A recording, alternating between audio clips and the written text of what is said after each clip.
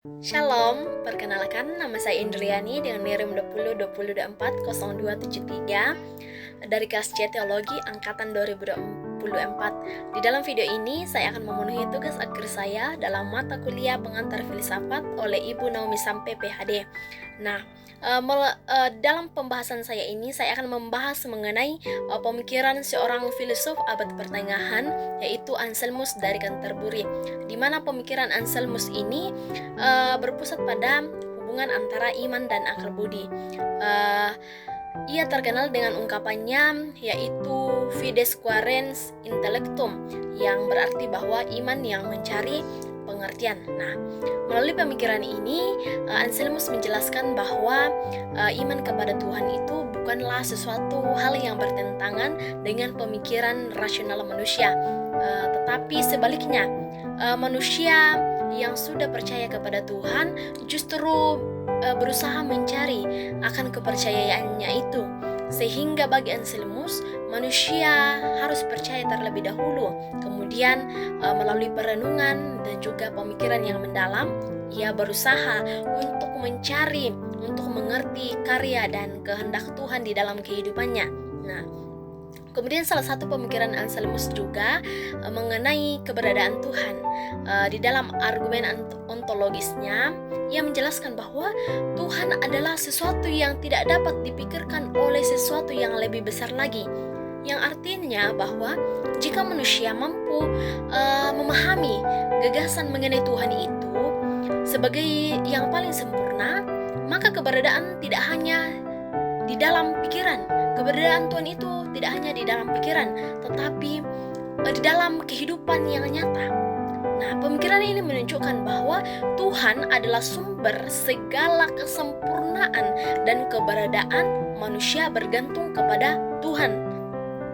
Selain itu, Anselmus juga banyak berbicara tentang dosa dan keselamatan manusia, di mana dalam karyanya Cur Deus Homo, atau mengapa Allah menjadi manusia, ia menjelaskan bahwa dosa manusia itu telah merusak hubungan antara manusia dengan Tuhan, sehingga manusia tidak dapat lagi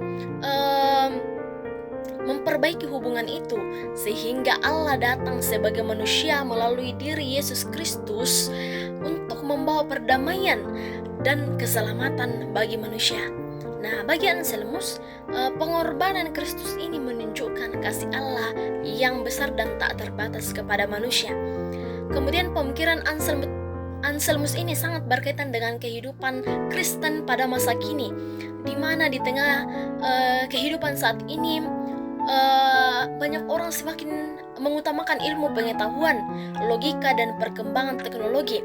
Iman Kristen tetap dipanggil untuk tidak hanya menerima ajaran agama secara pasif, tetapi juga berusaha memahami dan menghayati seperti yang diajarkan Anselmus, bahwa orang percaya dapat menggunakan akal budi untuk memperdalam iman sehingga kehidupan rohaninya semakin matang.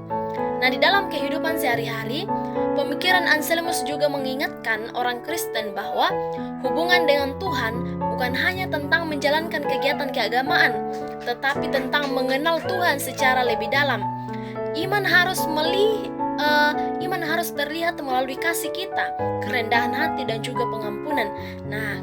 Juga kepedulian kepada sesama, sehingga kasih Allah itu nyata di dalam kehidupan kita dan menjadi teladan bagi orang percaya pada masa kini.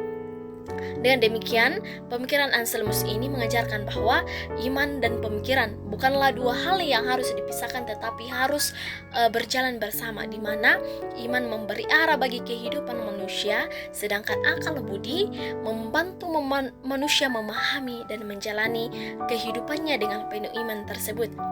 Bagi orang Kristen pada masa kini, pemikiran Anselmus menjadi ajakan untuk terus mencari keberadaan Tuhan dan juga bertumbuh di dalam iman dan menghadirkan kasih Kristus dalam kehidupan nyata.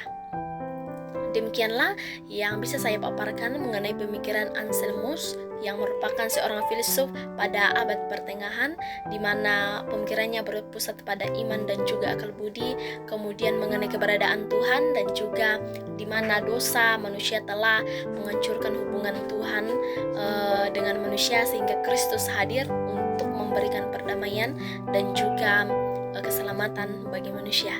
Sekian, terima kasih. Shalom.